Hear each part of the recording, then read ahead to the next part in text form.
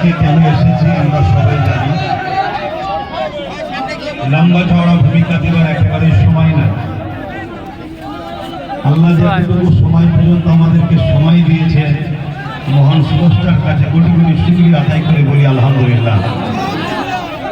যদুরহাটি থেকে half kilometre আগে চলে যায়, সেখান পর্যন্ত পানি হচ্ছে। আমি আমার রাস্তাটাই বললাম। আল্লাহ আমাদেরকে যে এতক্ষণ পর্যন্ত সময় দিয়েছেন, এটাই শুকরিয়া।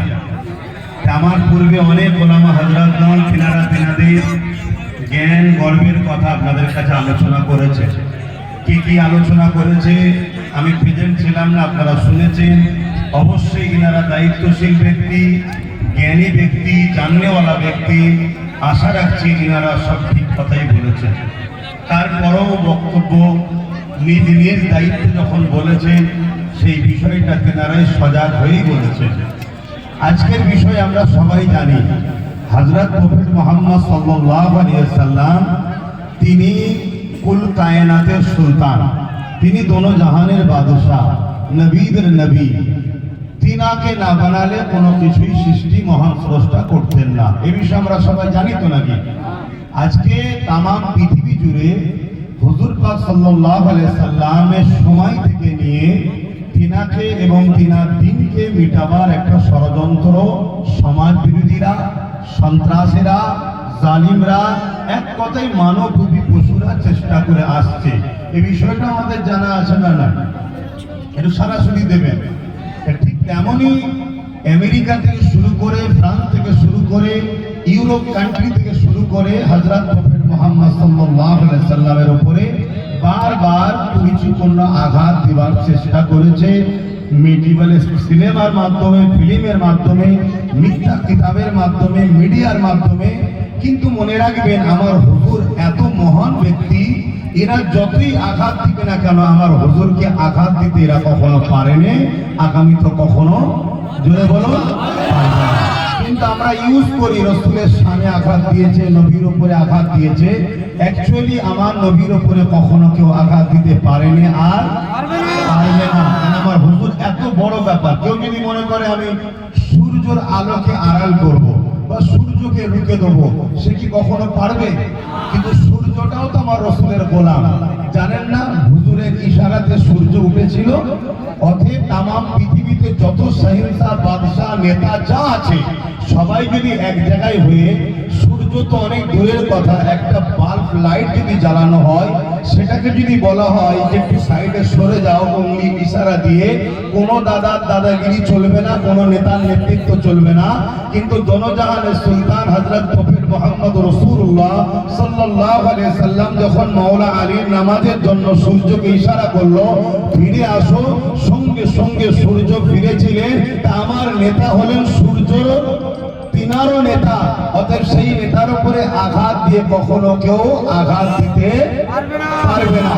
কিন্তু তাহলে আমরা আন্দোলন করছি কেন? এই বিষয়টা খুব গৌর দিয়ে শুনবেন। আজকে উত্তরপ্রদেশের কানপুরে এক ব্যক্তি, একটা যুবক ছেলে, সে একটা ব্যানার লিখেছিল নবী দিবসের মাসে। তাদের লিখেছে, আমি নবীকে ভালোবাসি। হঠাৎ করে ওই এলাকার প্রশাসন, উত্তরপ্রদেশ হচ্ছে ভারতের একটা অঙ্গরাজ্য, অর্থাৎ ভারতেরই একটা অঙ্গরাজ্য, ভারতেরই প্রশাসন, উত্তরপ্রদেশের প্রশাসন, তাদের হঠাৎ করে মাথায় লেগে গেল যে এই ব্যানারটা নাকি নতুন, এরকম কালচার আগে ছিল না, অতএব এটা টাঙাতে দেব না, এবং যারা এই কাজ করছে তাদেরকে বন্দী করেছে। এই তো বিষয়।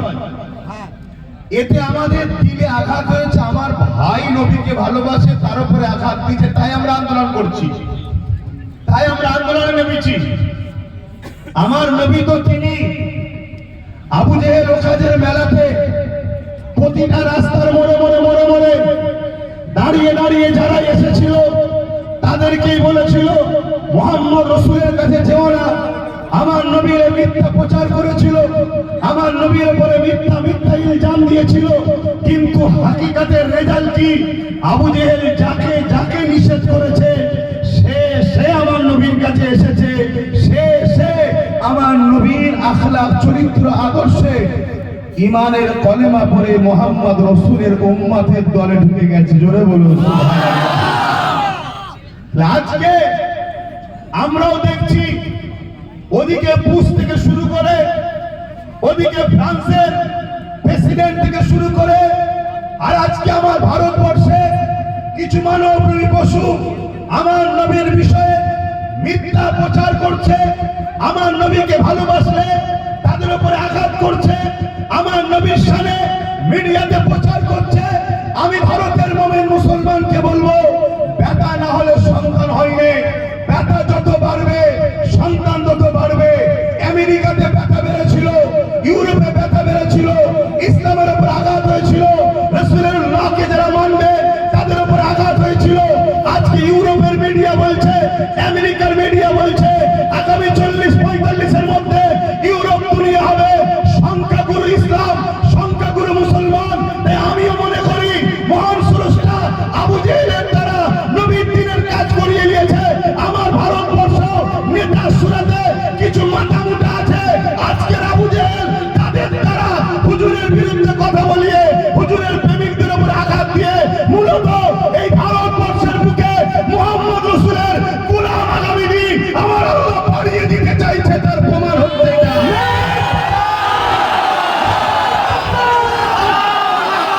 আমার নবীর উপরে যত আঘাত দেবে তত আমার নবী খেলে রিসার্চ হবে কে মুহাম্মদ রাসূলুল্লাহ। রিসার্চ করতে করতে দেখবে মুহাম্মদ রাসূল তো শান্তির নাম, মুহাম্মদ রাসূল তো মানবতার নাম, মুহাম্মদ রাসূল তো প্রেমের নাম, মুহাম্মদ রাসূল তো ঐক্যের নাম, মুহাম্মদ রাসূল তো ভালোবাসার নাম, মুহাম্মদ রাসূল তো গরীব দরদীর নাম, মুহাম্মদ রাসূল তো এতিমের অধিকারের নাম, মুহাম্মদ রাসূল তো বিধবার মর্যাদার নাম, মুহাম্মদ রাসূল তো জাতি মানুষ বন্য নির্বিশেষে প্রত্যেকটা ইনসাফকে বাঁচাবার নাম, মুহাম্মদ রাসূল তো যিনি 23টা বছরে তামাম পৃথিবীর বুকে অন্যায়কে খতম করে, সন্ত্রাসকে খতম করে, আতঙ্কবাদকে খতম করে, জঙ্গিবাদকে খতম করে, লুটকে খতম করে, অত্যাচারকে খতম করে, অন্যায়কে খতম করে, নেশা জাতীয় দ্রব্যকে খতম করে এই পৃথিবীর বুকে এতিমের অধিকার দিয়েছে, নারীর মর্যাদা দিয়েছে, বিধবার মর্যাদা দিয়েছে, মা বাবার সম্মান দিয়েছে, মানুষকে বাঁচার রাস্তা দিয়েছে। এক কথায় 23টা বছরে মুহাম্মদ রাসূলকে যিনি তামাম পৃথিবীর বুকে সাম্য, শান্তি, ভ্রাতৃত্ব, সৌহার্দ্য, ঐক্য, একতা, প্রেম, ইনসাফ, ইনসানিয়ত, ন্যায়, সত্য প্রতিষ্ঠিত যিনি করেছে তিনি হলেন মুহাম্মদুর রাসূলুল্লাহ।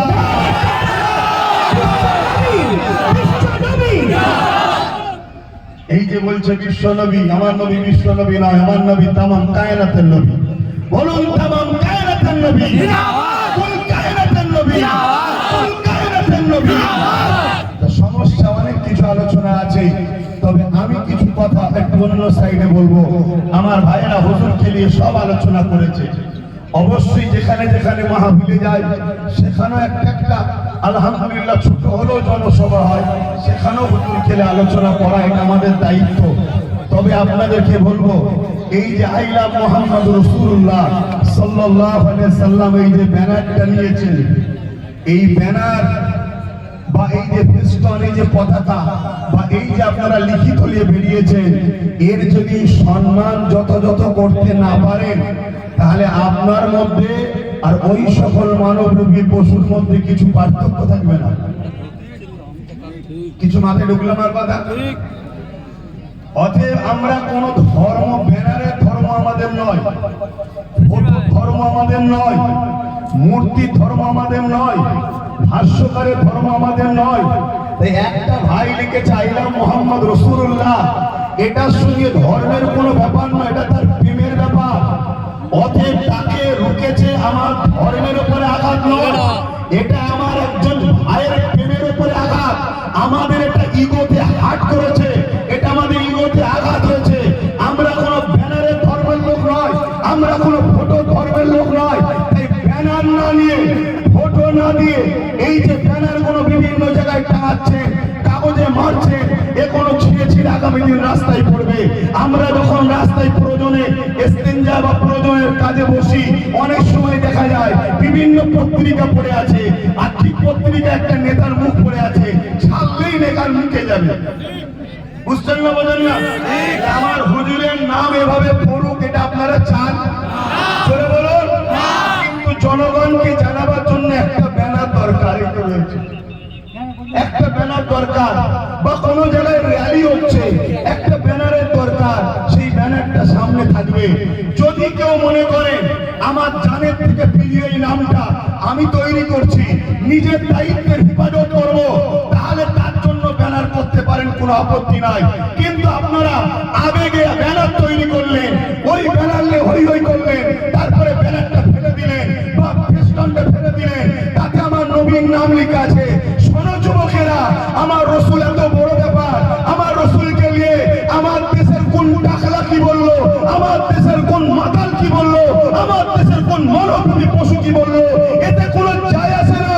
আমার নবী এত বড় ব্যাপার, যেমন চামচিকে ডানা মেলে চাঁদের আলোকে উঠতে গেলে চাঁদের যেমন কোনো যায় আসে না, চাঁদ হলো মোহাম্মদ রাসূলুল্লাহর গোলাম। তাই তো হাবিবি আমানকে যখন রাসূলুল্লাহ বলেছিলেন আকাশে দেখতে চাও তো চাঁদকে আমি দুটুকরো করে দিচ্ছি, আমার নবী উংলি ইশারা করতে দেরি, এক টুকরো আবু কুবাইস পাহাড়ের এই দিকে আর এক টুকরো আবু কুবাইস পাহাড়ের ওই দিকে।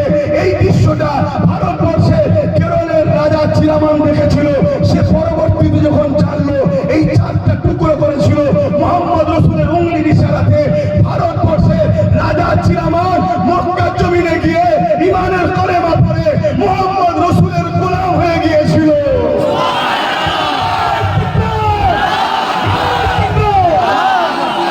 আমার নবী এত বড় ব্যাপার, এই বলে যায় মিম অক্ষরটা মোহাম্মদ রাসূল সাল্লাল্লাহু আলাইহি ওয়াসাল্লামের মিম অক্ষরটা যদি এক দাড়ি পাল্লায় রাখা হয় আর বাকি আল্লাহ যা বানিয়েছে কুল কায়নাতে সবটাকে যদি এক পাল্লায় রাখা হয়, মোহাম্মদ রাসূলের মিমটা আদব সম্মান ভালোবাসা প্রেম সব দিক দিয়ে ভারী হবে। জোরে বলুন সুবহানাল্লাহ।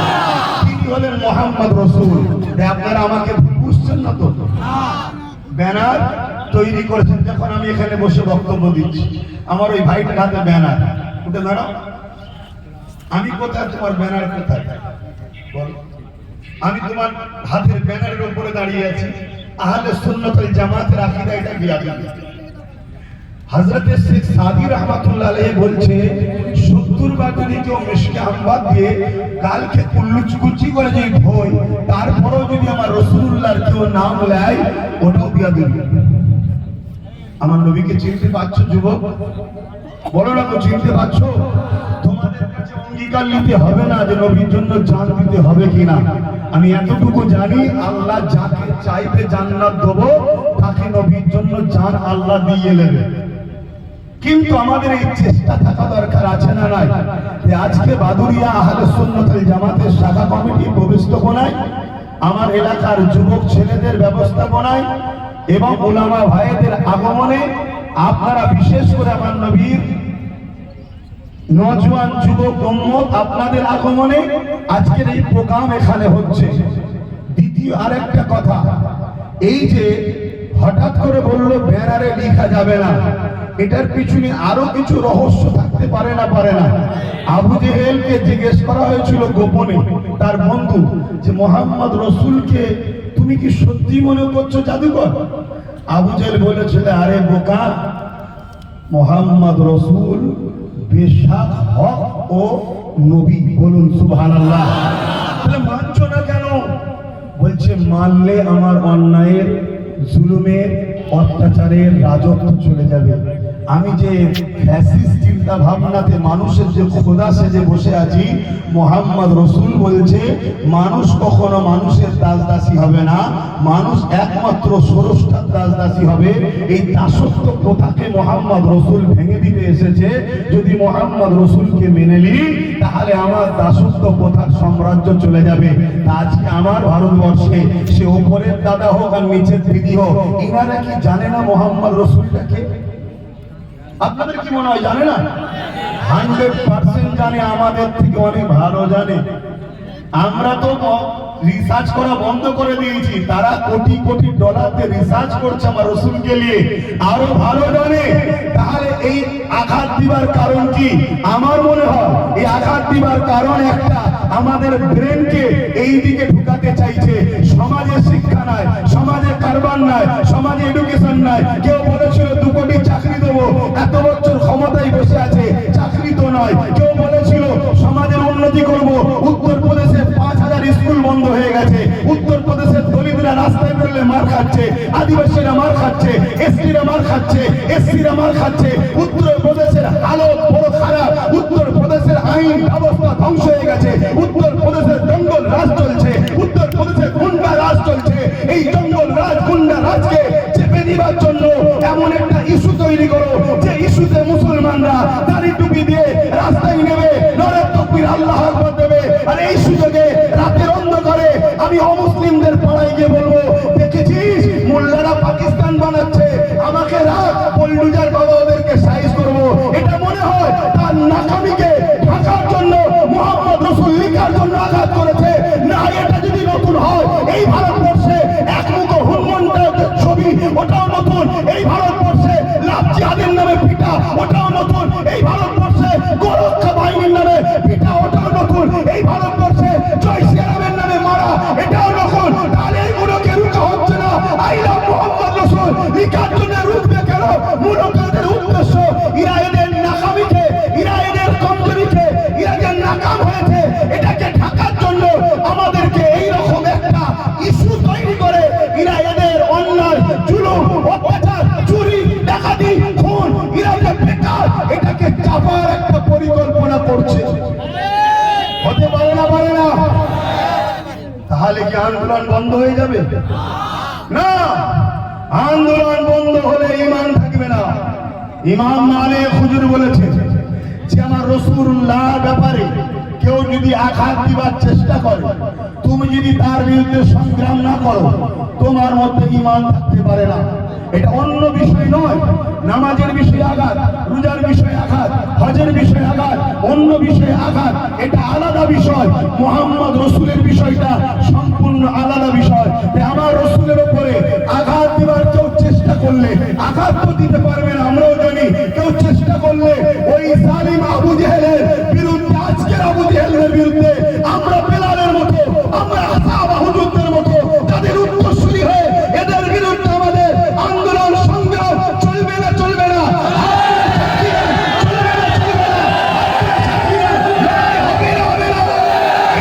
যদি রাজি থাকে তাহলে যারা বসে আছেন উঠে দাঁড়ান, আজ থেকে অঙ্গীকারবদ্ধ হন, আমরা লড়াই করবো, আমরা লড়াই করবো, আমরা জীবন দেবো, আমরা লড়াই করবো। আজ আমি আবু বকর সিদ্দিকীর উত্তরসূরি হিসাবে আপনাদেরকে একটা জানিয়ে দিই, আমার রাসূল পাক সাল্লাল্লাহু আলাইহি ওয়াসাল্লাম দুনিয়া থেকে চলে যাওয়ার পর এমন করে দেখা যায়, হুজুর যখন চলে গেলেন, সিদ্দিক আকবর, ভাই অসুবিধা হচ্ছে একটা ওকে বলবো, কি অসুবিধা হচ্ছে কি বলবো? আল্লাহ যখন একটু ছাড় দিয়েছে, আমরা বলে নিই না। আমি তো ভাবছিলাম না হবে হয়তো, আল্লাহ যখন এখনো ধরে রেখেছে, হোস না বাবু ভাই, আমার হাবিবের পক্ষে আলোচনা হচ্ছে, হোস না। নারাই তাকবীর,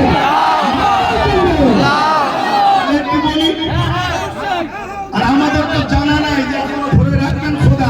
তাহলে উলামা ভাইগুলোকে একটু বেশি করে দেওয়া যেত। সারা রাত শুনবো ভাই, আর উলামা ভাইরাও তো জানে না যে আল্লাহ ধরে রাখবে কতক্ষণ। কি আমাদের কারো জানা আছে? আল্লাহ রাসূল ভালো জানে। বলুন আল্লাহ ও রাসূল, আল্লাহ ও রাসূল, আল্লাহ ও রাসূল। হ্যাঁ, কিছু মৌলভী সাহেব বেরিয়ে তো শুধু বলছে আল্লাহ জানে, আল্লাহ জানে, আল্লাহ জানে, নবী জানে না। সব সাবধান, আকীদা ভুল। আর এই জন্যই তাজ আমাদের শেষ হচ্ছে। আল্লাহ জানে, আল্লাহকে কেউ জানায়নি, রাসূল জানে, রাসূলকে আল্লাহ জানিয়েছে। যাক, আমি অন্যদিকে চলে যাচ্ছি। হযরত আবু বকর সিদ্দিক যখন খলিফা হলেন, সুলতান হলেন, শাহ হলেন, ক্ষমতায় বসলেন, তখন হযরত আবু বকর সিদ্দিক রাদিয়াল্লাহু তাআলা আনহুর সময় এক ব্যক্তি, নাম তার মুসাইলামাতুল কাজ্জাব, সে খতমে নবুয়তের উপরে আঘাত দিবার চেষ্টা করলো। আমি আবার বলছি, আমার নবীর উপরে আঘাত দিচ্ছে, এই কথা ডাইরেক্ট আমার মনে হয় একটু ভাবা দরকার, বলা যাবে কি যাবে না। আমার নবীর উপরে আঘাত দিবার চেষ্টা করলো, কথা বুঝছেন না? বলেন না, যেমন আমার দেশ চেষ্টা করেছিল সূর্যে যাব, গেছে নাকি?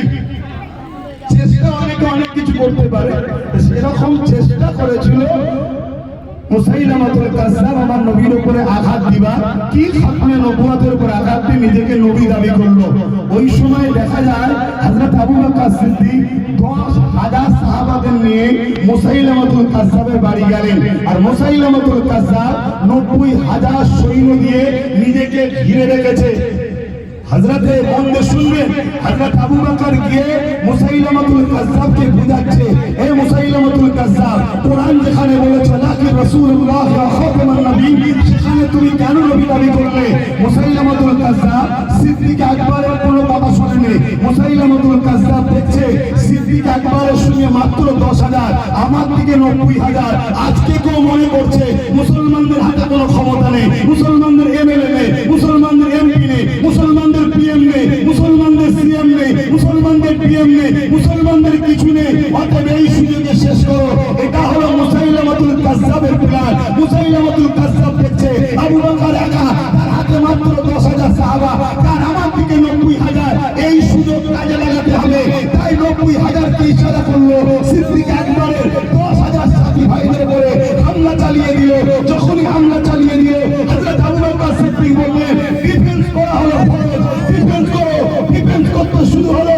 শুনে রেখে দাও, 90,000 মুসাইলামাতুল কাজ্জাব এবং তার বাহিনীকে 10,000 সাহাবারা ডিফেন্স করতে করতে করতে জাহান্নামের কুকুরতে হলে জাহান্নামে পৌঁছে দিয়েছে। আজকে যদি কেউ মনে করে ক্ষমতা আমার হাতে, রাজ আমার হাতে, মিলিটারি আমার হাতে, পুলিশ আমাদের হাতে, সব আমার হাতে, মনে রেখে দিও, আমরা সিদ্দিক আকবরের উত্তরসূরি। আমাদের হাতে অস্ত্র নেই, আমাদের হাতে বোম নেই, আমাদের হাতে বন্দুক নেই, আমাদের সিএম নেই, আমাদের পিএম নেই, আমাদের এমএলএ মন্ত্রী নেই। কিন্তু মনে রাখবে, আমাদের দিলে মুহাম্মদ রাসূলের ভালোবাসা, যেটাকে ঈমান বলা হয়। এই ঈমানের পাওয়ারে সেদিন আবু বকর সিদ্দিক বিজয় করেছে। ইনশাআল্লাহ এই ঈমানের পাওয়ারে মুঈনুদ্দিন আজমিরি বিজয় করেছে। এই ঈমানের পাওয়ারে আগামী দিন আমরা এই জালিমদের বিরুদ্ধে লড়াই করে বিজয় লাভ ইনশাআল্লাহ করব।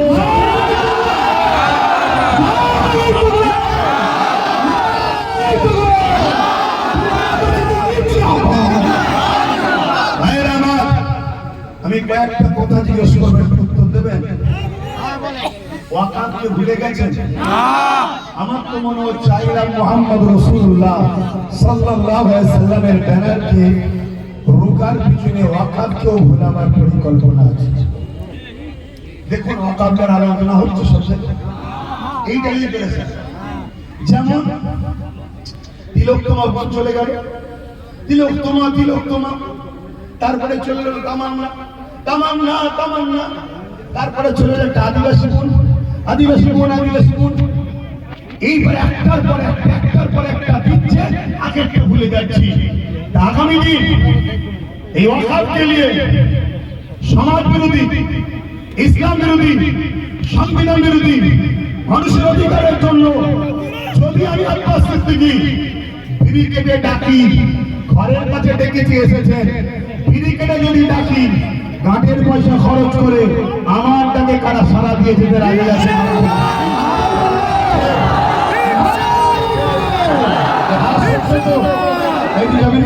হাস সত্য তো, হাস সত্য তো, আচ্ছা তুমি মনে করছেন না তো? শুনে রাখে, নিজের জন্য লড়াই করিনি। যদি নিজের জন্য লড়াই করতাম, যেদিন বাপ মাকে গাল দিয়েছিল সেদিন রাস্তায় নামতাম। নিজের জন্য যদি লড়াই করতাম, যেদিন দাদুকে গাল দিয়েছিল সেদিন রাস্তায় নামতাম না। মিশন একটাই, আমার রসুলের দিন, আমার রসুল, আমার কোরআন, এটাই হলো আমাদের মিশন। আগামী দিন বক্তব্য তো অনেক হবে, আলোচনা। সেই জায়গাটা, মেন জায়গাটা হলো ব্যারিকেড ময়দান। এবারে আমরা খুব শিগগিরই কাগজ জমা দেবো, সেই জায়গায় আমরা পারমিশনের জন্য ফেলবো, আমরা ব্যারিকেড করব। সেখানে আমরা সমস্ত মানুষ ঐক্যবদ্ধ হয়ে যাব।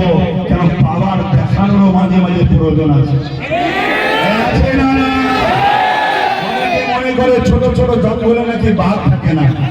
আমরা ছোট ছোট উলামারাই আমরাও যে কিরকম আছি, এটাও আমাদেরকে দেখাবার দরকার আছে না? প্রতি বছরের 26শে জানুয়ারি কলিকাতাতে মাটির তলা থেকে আমার দেশের মহানায়ক যারা সেনারা বাজি ভাই, জানেন তো নাকি? কেন? এটা আমরা মাঝে মাঝে দেখাই, পাকিস্তান মুখ সামলে কথা বলাম, কিসি সে কম নেই।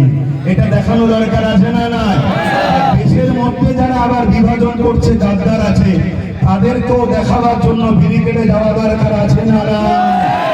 ব্যারিকেড ডাকলে দুটো লাভ হবে, একটা হলো পাড়ার ছদ্মবেশী মুসলিম সুরাতে মুনাফিকগুলোকে চেনা যাবে, ওকে দেখা দরকার আছে। দ্বিতীয় নম্বর কি লাভ হবে, আমাদের সংবিধানের 25 নম্বর আর্টিকেলে আছে মানুষ তার নিজের ধর্ম করবে, নিজের ধর্মের প্রচার করবে, নিজের ধর্মকে পিয়ার করবে, কারো বাধা দিবার অধিকার নেই। তাই ভারতবর্ষে কেউ যদি বলে আমি ন্যাংটো ঠেকাতে আমার ধর্ম, ওটাকেও বাধা দেওয়ার অধিকার নেই। কেউ যদি বলে আমার অমুক জায়গায় ঘন্টা ঝুলিয়ে দেওয়াটাও ধর্ম, ওকেও বাধা দিবার আমাদের অধিকার। কেউ যদি বলে পাঁচটাই আমার খোদা, ওকেও বাধা দেওয়ার অধিকার। কেউ যদি বলে সূর্য আমার প্রভু, ওকে বাধা দেওয়ার অধিকার। কেন সবাই নিজ নিজ পছন্দ, ঠিক না ঠিক? কেউ যদি রাত্রিরে সই এক খোদা দিয়ে উঠে উঠে আর এক খোদা ধরে, এটাও বাধা দেওয়ার অধিকার। কিন্তু আমরা দেখছি হিন্দু ভাই, আদিবাসী ভাই, সাঁওতাল ভাই, দলিত ভাই, মতুয়া ভাই, শিখ ভাই, পাঞ্জাবি ভাই, সব ভাইয়েরা তারা তাদের ধর্ম স্বাধীনভাবেই করছে, কোন জায়গায় হস্তক্ষেপ নেই। বারবার হস্তক্ষেপ আবার ইসলামের উপরে হচ্ছে। এর কারণটা কি আপনারা একটু বিবেচনা করবেন। তবে আমি মনে করি এর কারণ একটাই, আমাদের হাতে লাঠি নেই। এই পাগলা কুকুর ডাকলে পেটাবার জন্য আমরা তৈরি নেই। আমি ওই লাঠির কথা বলিনি যে লাঠি পূজার, বুঝতে পেরেছেন তো নাকি? ওই একটাই যে লাঠি সব হয়েছে আমাদের, বুঝতে পেরেছেন তো নাকি? লাঠি দরকার, তাহলে কি হবে, ঠিক জায়গায় যে ঠুকে দেবে, ঠিক জায়গায় ঠুকলে তাহলে তখন কিন্তু ঠান্ডা হতে বাধ্য হবে। আপনি খেয়াল করে দেখুন, আমার কথা ভুলিচ্ছেন না আপনারা? আপনি খেয়াল করে দেখুন, এই পাশে বিহারে কিছুদিন পরে ভোট হবে। এটা একটা কথা বলছি, অসুবিধা আছে নাকি? আমাদের মধ্যে ধারণা রাজনীতির কথা হুজুররা বলবে কেন? হুজুর ওষুধ পানিতে হুজুরদের মনীষীদের ইমাম সাহেবদের কাজ রাজনীতি করা বলা নয়। আরে উমর ফারুক হুজুর আপনার পৃথিবী চালিয়েছে, আবার ইমামতিতে দাঁড়িয়ে নামাজও পড়িয়েছে।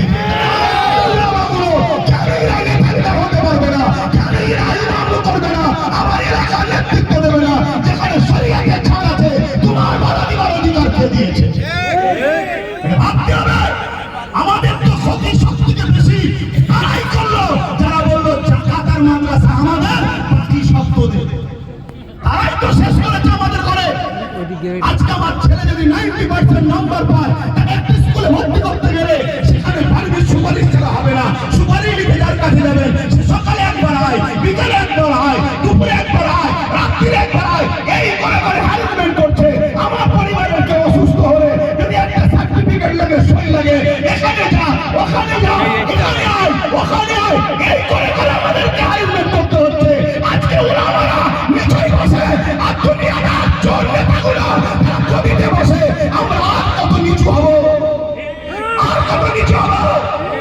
যখন আমার ইসলামের উপর আঘাত হয়, সব রাস্তায় নেমে পড়ো, আন্দোলন করতে শুরু করো। ঠিক এইভাবে কেন রাস্তায় নেমে ঐক্যবদ্ধ হয়ে বলবে না যে আমরা লিডার তৈরি করবো? আমার ইসলামের উপর আঘাত এলে তারা প্রতিরোধ করবে, আমরা ঘরে কাজ করবো। ভাবলে না কেন? আজকে বলো, এই পশ্চিম বাংলায় আমরা সাধারণ আলেম মানুষ, তোমরা সাধারণ খেটে খাওয়া মানুষ, যারা বড় বড় ক্ষমতাশালী মানুষ, কই তারা কেউ প্রতিবাদ করছে? কাদেরকে তোমরা ক্ষমতায় রাখো? এগুলো ভাবো। আমার তো একটা ছোট্ট কথা বলতে গিয়ে চলে গেলাম। বিহারে ভোট হচ্ছে, জানেন তো নাকি? কদিন পরে তো এই ভোটেতে সম্ভবত লালু যাদব নাকি বলে তার ছেলেকে জিজ্ঞেস করছে, চাইলাম মোহাম্মদ সাল্লাল্লাহু আলাইহি ওয়াসাল্লামের পুরো দেশে একটা আলোচনা চলছে, এই আপনার রায় কি? তখন সে উত্তর দিচ্ছে, আমি বিধান নিয়ে পেরেশানি আছি। ভাবো ভাবো, আর ওই রকম লোককে 14% বিহারের মুসলমান ভোটে প্রধান মুখ্যমন্ত্রী করবে বা জিতাবে। যার তোমার নেতার বিষয়ে চিন্তা ভাবনা নেই, কথা বলার একটা শব্দ নেই যে না এটা চলতি প্রশাসন অন্যায় করছে, কথা বলতে পারতো না। তুমি ভাবো মারতো, যেমন আমার রাজ্যে কেউ বললো কি যে ওয়াকাফ আন্দোলন এখানে নয়, দিল্লি চলছে, বলেছে না বলেন? এই তো চলছে আমাদের অবস্থা। অতএব চাইলাম মুহাম্মদ সাল্লাল্লাহু আলাইহি ওয়াসাল্লামের বিরুদ্ধে যে প্রশাসন বা যারা আঘাত দিয়েছে, তার থেকে বড় আসামি আমরা। আমরা সারা জীবন একে বাঁচাও, একে রোকো, একে বাঁচাও, একে রোকো, একে বাঁচাও, একে রোকো,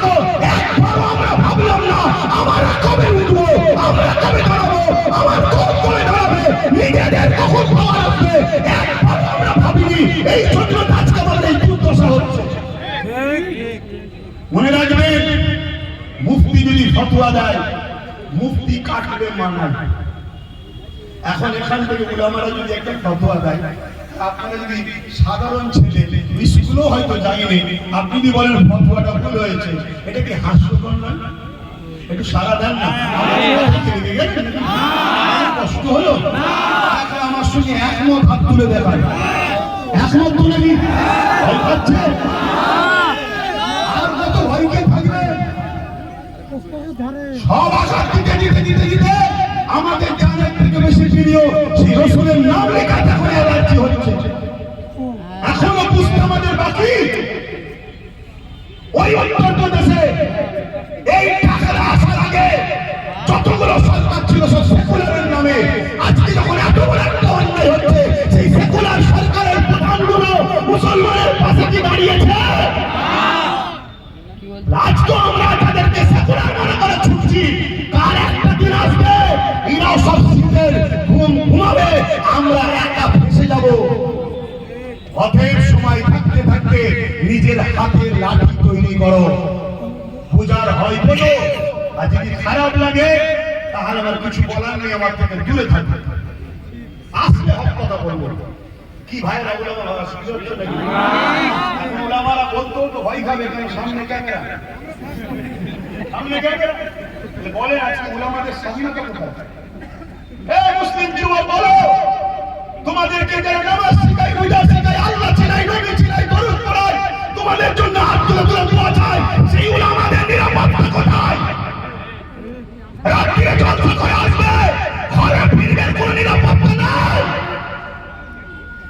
কেন একদল বদরি দালুদল লাফালাফি করছে, কখন যে তাকে ধরে আটকে দিয়ে বিভিন্ন স্লোগানে মেরে ফেলবে, কোনো গ্যারান্টি নাই। আর যখনই মেরে ফেলবে, তোমরা রাস্তায় নামবে, তাদেরই পুলিশ আসবে, এসে তোমাদেরকে বলবে সব থেকে দিচ্ছি, সব থেকে দিচ্ছি। 2-5 জনকে সামনে করতে ঢুকবে, হালকা খাড়া দেবে, পরের দিন জামিন হয়ে যাবে, তোমরাও ঠান্ডায় ঘরে চলে গেলে। তাহলে যারা তোমার দিনের প্রচার করছে, তাদের জন্য তোমরা কি বলেছো বলো?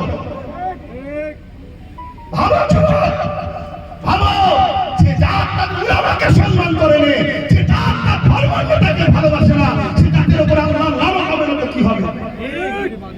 ভালো ভাইরা, ইমাম যদি নাও দাঁড়ায়, ইমাম তো শিক্ষা দিতে পারে। আলেম যদি নিজে ডাইরেক্ট নাও আসে, আলেম তো তার অনুসারীদের ঘরে শিক্ষা তো দিতে পারে যে বাবারা খবরদার সুদের সাথে, জুলুমের সাথে, ঘুষের সাথে, মিথ্যার সাথে থাকিস না। এটা বলা দরকার আছে না? না, সেই বলার অধিকার আমাদের আছে আজকাল?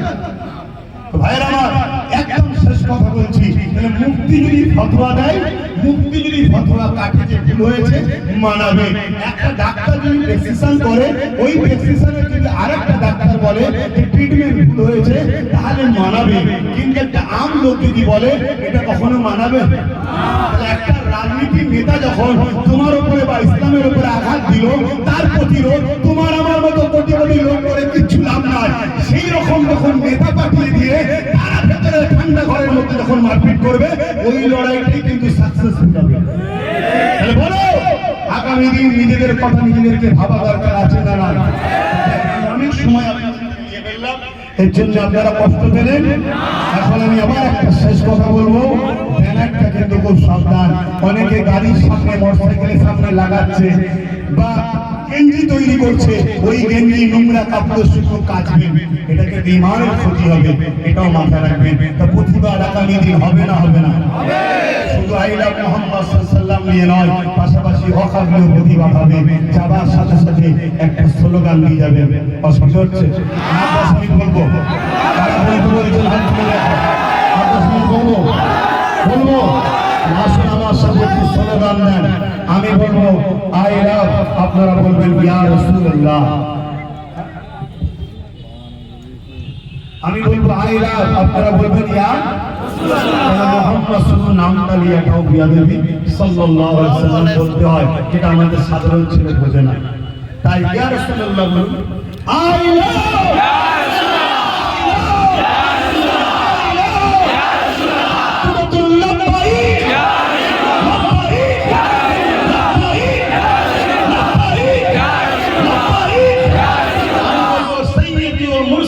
আপনারা হাত তুলে তুলে বলবেন ইয়া নবী ইয়া নবী। আমাদের সরদার আমাদের মুর্শিদকে হুজুর পাক সাল্লাল্লাহু আলাইহি ওয়াসাল্লাম সাইয়্যিদুল মুরসালিন সাইয়্যিদুল মুরসালিন ইয়া মুরসালিন ইয়া মুরসালিন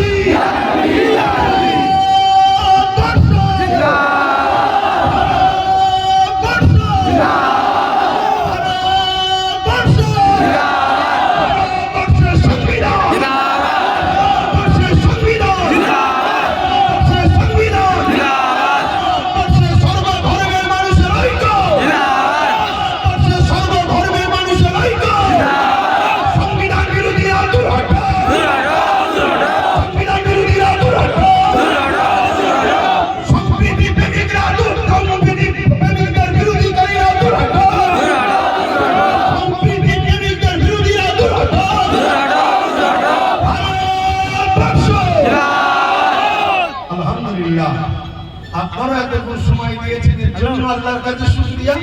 কারণ আপনাদেরকে আমি রাখিনি, আল্লাহ রেখেছে। দ্বিতীয়, আল্লাহ যে ধরনটা রেখেছে এর জন্য আল্লাহর কাছে শুকরিয়া, আলহামদুলিল্লাহ। এখন যিনি সঞ্চালক তিনাকে দেওয়া হচ্ছে, হুঁশ হারিয়ে প্রতিবাদ করবেন না। আপনারা যদি এই প্রতিবাদের নামে ও অবস্থা ভাই একটা কথা, আমাদের লড়াই কি কোনো হিন্দুদের বিরুদ্ধে?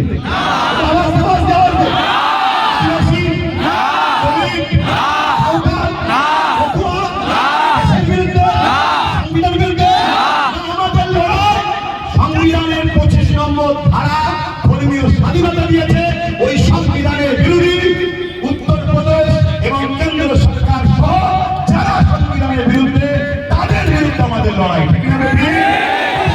আমার ধর্মের উপরে যারা হস্তক্ষেপ করার চেষ্টা করে তাদের বিরুদ্ধে আমাদের লড়াই। হিন্দুরা আমাদের ভাই বোন, আদিবাসীরা আমাদের ভাই বোন, মথুরা আমাদের ভাই বোন, সবাই বাবা মা হওয়ার সন্তান, মিলেমিশে ছিলাম, মিলেমিশে আছি, মিলেমিশে থাকবো। এই বলে আমি সংক্ষিপ্ত বক্তব্য শেষ করছি। যা কিছু বলেছি আমার দায়িত্বে আমি বলেছি। যদি আমার বলাতে তার ক্রোধ হয়, ক্রোধ হয়, রাগ হয়, কিছু হয়, আমার সঙ্গে মোকাবেলায় আসবেন। এই সাধারণ গোলামাদের সঙ্গে মোকাবেলায় যাবেন না। নরমকে টিপতে সবার ভালো লাগে। আসো আমার মোকাবেলায় আসো, আমি প্রস্তুত আছি। আর আমার সাথে আপনারা আছেন।